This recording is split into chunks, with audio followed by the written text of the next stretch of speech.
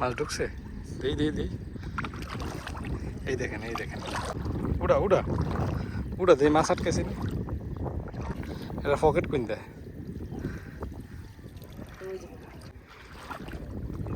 চাষের বিল পানিতে পুরো থই থই একটা অবস্থা, এখনও আকাশে মেঘ, আর সবাই কিন্তু আমরা মাছ ধরা নিয়ে ব্যস্ত। এখানে অনেকে অনেকগুলো জাল বসাইছে, এই দেখতে পাচ্ছেন, এই যে খুঁটিটা দেখা যায়, এখানে মূলত আরেকটি জাল বসানো। এটা কি পকেট জাল? এই যে পকেট জাল, উড়া তো, এই দেখেন পকেট জাল, উড়া উড়া উড়া দিয়ে মাছ আটকেছি না, মাছ নাই, হ্যাঁ ধরে না, কোন সাইডে? পকেট জাল আসলে বাংলাদেশের প্রেক্ষাপটে পকেট জাল যদিও আইনত দণ্ডনীয় একটা অপরাধ পকেট জাল বসানো, কারণ এটি এমন একটি জাল, চায়নাদের তৈরি এমন একটি জাল যেটি সকল প্রকার মাছের সাথে যত প্রাকৃতিক জীবজন্তু রয়েছে সব মারা পড়ে এই জালে। এত পানি খাইতে শীতে করি, দেখেন উড়া উড়া উড়া উড়া জালটা উড়া, এটা পকেট কুইন দেয়। এই যে পকেট দেখেন, এই পকেট দিয়ে মূলত জালগুলো মাছগুলো ঢোকে, আর এই পকেট দিয়ে একবার ঢুকতে পারলে এই মাছ আর বেরোতে পারে না। শুধু মাছ না, এই জালে হচ্ছে যে কোনো জীবজন্তু একবার ঢুকতে পারলে কেল্লা পথে সে ওখানেই মরতে হবে। তো এই জন্য মূলত এই পকেট জালটা আইনত দণ্ডনীয় একটা অপরাধ পাতা।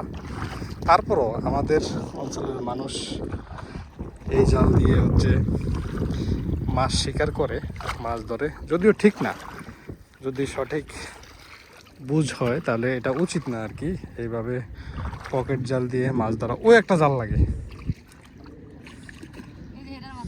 ওই এটাও পকেট, এটাও পকেট, এর কয়টা পকেট? আরে শালার হুতে দেই দেই, এটা উড়া। এই যে আরেকটা জাল,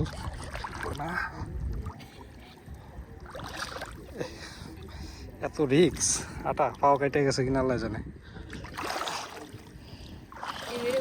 উড়া, এটাও একটা লম্বা একটা জাল, আমার পাও কেটে গেছে লাগে রে।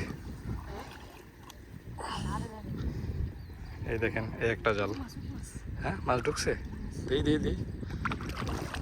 এই দেখেন এই দেখেন এই দেখেন কি মাছ উঠছে দেখা যায়, এই যে দেখেন বাইং মাছ, পুঁটি মাছ, এই মাছগুলো উঠছে এই পকেট জালে।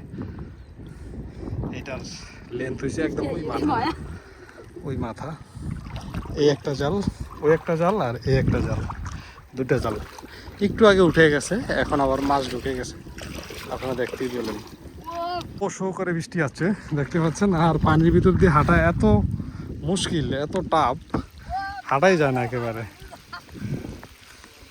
এই যে বৃষ্টি পড়া শুরু হয়ে গেছে, বৃষ্টি একটু পরপরই বৃষ্টি নেমে আসে, একটু পরপরই বৃষ্টি, আসলে বৃষ্টির কারণে বেরই হওয়া যায় না। তারপরও খেটে খাওয়া মানুষ, কাজ করে খেতে হবে, মাছ শিকার করে বিলে চাষাবাদ করে খেতে হবে, সেই জন্য পেটের তাগিদে মূলত এই বিলে এরকম কঠিন কাজ করা। এগুলো সব হচ্ছে আমন ধান লাগানো হবে, চাষের জমি। এই যে এটা একটু পরিষ্কার, এটা 1 সোয়া দেওয়া হয়েছে, এবং যেগুলো ফসা দেখতে পাচ্ছেন এগুলো মূলত চাষ করা হয়েছে, এবং ফাইনাল চাষ করে হচ্ছে এখানে আবার ধানের চারা বপন করবে বর্ষার সিজনের জন্য। সেটা এখনও 1 মাস সময় লাগবে। দেখেন বৃষ্টিতে পুরো দোআঁশে হয়ে গেছে, বিলের মাঝখানে আসলে বোঝা যায় আসলে কী পরিমাণ বৃষ্টি পড়ে।